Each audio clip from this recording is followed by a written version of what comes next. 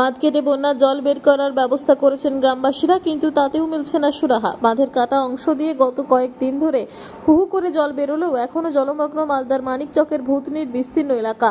বন্যা পরিস্থিতিতে চরম সংকটে ভূতনিবাসী। এর মধ্যে ভূতনির দক্ষিণ চণ্ডীপুরের কাঁটা বাঁধের অংশে চলছে ভাঙন, জানিয়ে যারপরনায় আতঙ্কিত এলাকার সাধারণ মানুষ। জানা গেছে, বন্যার জল বের করতে গ্রামবাসীরা জেসিপি দিয়ে বাঁধের মাত্র 10 মিটার চওড়া অংশ কাটলেও তা বাড়তে বাড়তে এখন 50 মিটারের কাছাকাছি পৌঁছেছে।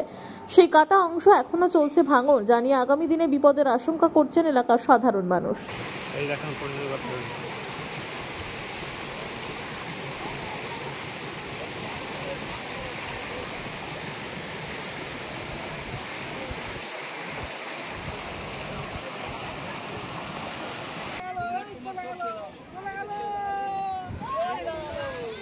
দেখতে পাচ্ছেন সঙ্গে সঙ্গে বাঁধ কেটে পড়লো।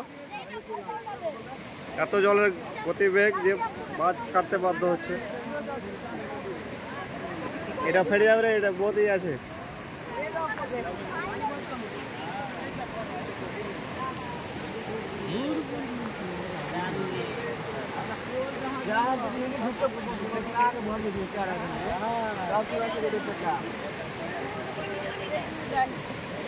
अब এটা পড়না वाला है, এটা পড়না वाला है।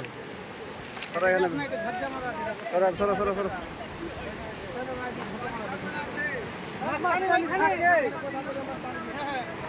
সরে থাক রে ভাই, সরে থাক, অবহেলা করিস না। দেখতে পাচ্ছেন কিভাবে কত জল যাচ্ছে।